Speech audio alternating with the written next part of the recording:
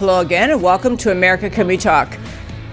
There was a great interview on today's First Five. I want to tell you about it. It was Representative Dan Crenshaw, a Texas member of the U.S. House Republican, who basically made the point in an interview, and I want to expand on it because I've been saying this at home and I hadn't said it on air.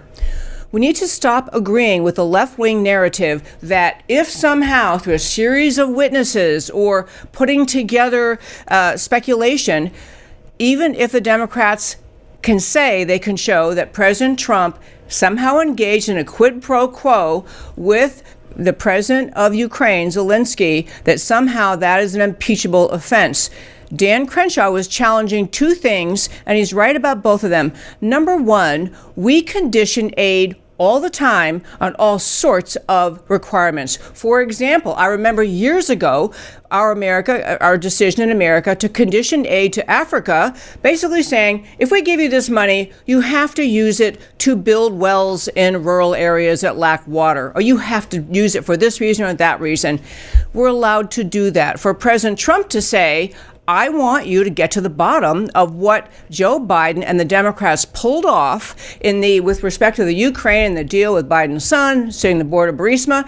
It is not necessarily a problem at all. In fact, it's a normal thing to do. And secondly, the impeachment standard in the Constitution, it is intentionally vague. I guess our founders meant it that way in a way, but the impeachment standard in Article 2, Section 4, I know we've talked about it before, to be very clear, is the president or the vice president, all civil officers of the U.S. shall be removed from office on impeachment for, and that's what happens in the House, and conviction of, happens in the Senate, of treason, bribery, or other high crimes and misdemeanors. The idea that President Trump may have, even if he did put pressure on President Zelensky, who, by the way, says he didn't put pressure on him, but even if the House wants to decide, despite what Zelensky says, that there was some pressure with respect to American aid, that is not necessarily an impeachable offense. We need to be very careful not to surrender to the left-wing Democrat media mob narrative that says that they can prove anything that hints at this having been an actual quid pro quo, game over, we surrender President Trump. We cannot go with that. We cannot agree to that.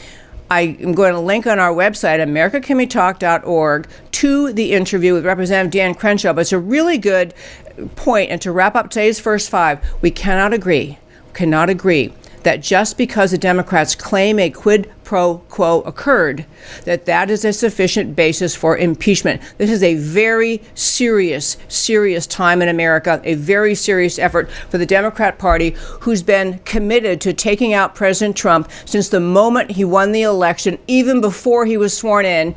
This is just their latest excuse, their latest attempt to do it, and surrendering the seriousness, the majesty of our Constitution to a political witch hunt. And I think Trump was right to call it a lynch mob. Surrendering to that truly is not just unjustified, it is an affront to the whole notion of our country's commitment to our constitutional structure. And that, my friends, is today's First Five.